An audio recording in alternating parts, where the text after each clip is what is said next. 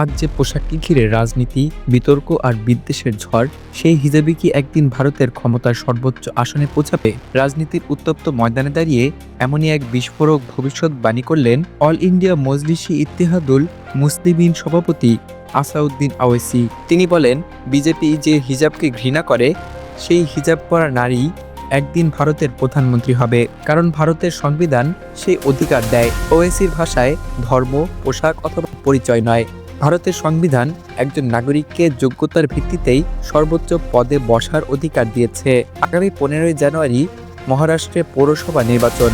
তার আগে রবিবার রাজ্যের সোলাপুরে সংখ্যালঘু অধ্যুষিত এলাকায় নির্বাচনী প্রচারে এ মন্তব্য তিনি করেন। তার বক্তব্য মুহূর্তেই রাজনৈতিক অঙ্গনে তীব্র আলোচনার জন্ম দেয়। ওয়েসি বলেন, ভারতের সংবিধান অনুযায়ী যে কোনো নাগরিক, তিনি হিজাব পরুন অথবা না পরুন, তিনি প্রধানমন্ত্রী হতে পারেন, মুখ্যমন্ত্রী হতে পারেন, এমনকি মেয়রও হতে পারেন। তিনি পাকিস্তানের সংবিধানের উদাহরণ টেনে বলেন, সেখানে নির্দিষ্ট ধর্মের মানুষের জন্যই কিছু পদ সংরক্ষিত, কিন্তু ভারতে বাবা সাহেব আম্বেদকরের লেখা সংবিধান সবাইকে সমান অধিকার দিয়েছে।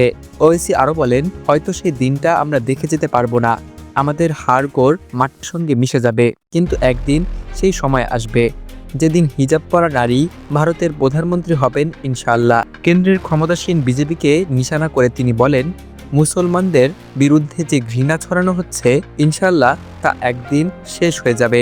যারা এই ঘৃণা ছড়াচ্ছে তারাই হারিয়ে যাবে।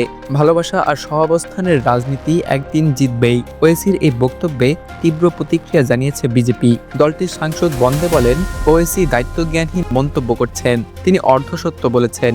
মুসলিম নারীদের মধ্যেই অনেকে হিজাব প্রথার বিরোধিতা করেন।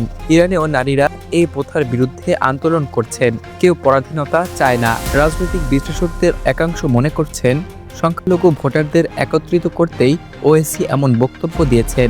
আবার অন্য অংশের মতে এটি কেবল ভোটের রাজনীতি নয়, বরং ভারতের বহুত্ববাদী রাজনীতিতে একটি শক্তিশালী প্রতীকী বার্তা। হিজাব এখানে শুধু একটি পোশাক নয়, এটি এখন পরিচয়, রাজনীতি, অধিকার আর ক্ষমতার প্রতীকে পরিণত হয়েছে।